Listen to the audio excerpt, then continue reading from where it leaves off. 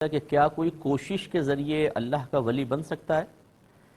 دیکھیں، کوئی بھی اپنی کوشش سے نہیں بن سکتا. یہ نبوت ہو چاہے ولایت ہو، یہ وہبی شے ہے.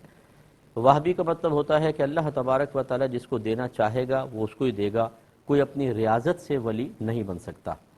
لیکن اکثر ایسا ہوتا ہے کہ جب کوئی ریاضت کرتا ہے یا اللہ تبارک و تعالی اس کو ریاضت کی توفیق دیتا ہے اور ازلی فیصلہ اس کو ولایت دینے کا پہلے ہو چکا ہوتا ہے، تو ظاہری طور پہ اس کی ریاضت اس کا وسیلہ بنتی ہوئی نظر آتی ہے. لیکن حقیقتاً یہ فیصلے صرف اللہ کی طرف سے ہیں. اللہ تعالیٰ جس کو چاہے نبوت دے اور جس کو چاہے ولایت عطا فرمائے. لہٰذا کوئی آدمی کوشش کرے کہ میں اللہ کا ولی بن جاؤں تو یہ منع بھی نہیں ہے کہ وہ اچھے اعمال کرے، نیک بنے، متقی بنے، پرہیزگار بنے.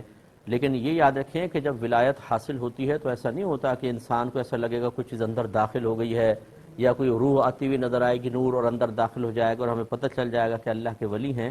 کیونکہ بعض اولیاء ایسے بھی ہوتے ہیں جن کو پتہ ہی نہیں ہوتا کہ میں اللہ کا ولی بن چکا ہوں. اللہ تعالیٰ ان کو ولایت عطا فرماتا ہے لیکن خود ان کو علم نہیں ہوتا. بعض کو بتا بھی دیا جاتا ہے. تو اس کا مطلب یہ ہوا کہ اگر آپ اچھے عمل کریں، نیک، پرہیزگار، متقی بنیں، شریعت پر عمل کریں اور گناہوں سے اپنے آپ کو محفوظ رکھیں، آپ کا عقیدہ بالکل ٹھیک ہو اور آپ مسلسل ریاضت کر رہے ہیں، تو اللہ سے حسن ظن قائم کر سکتے ہیں کہ اللہ تعالیٰ آپ کو عطا فرما دے گا. لیکن جب تک کوئی واضح طور پر اس کی علامت و نشانی اللہ تعالیٰ ظاہر نہ فرمائے، اپنے بارے میں دعوی ولایت نہیں کرنا چاہیے.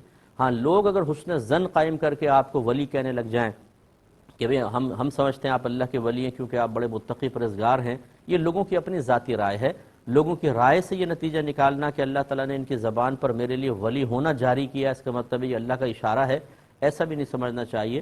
بہرحال آدمی اچھے اعمال کرے اور اگر اس کے دل میں کسی جگہ یہ تمنا ہے کہ اللہ مجھے ولایت عطا فرمائے تو منع بھی نہیں، لیکن کوشش یہ ہوگا صرف اللہ تعالیٰ کی رضا کی خاطر عمل کریں.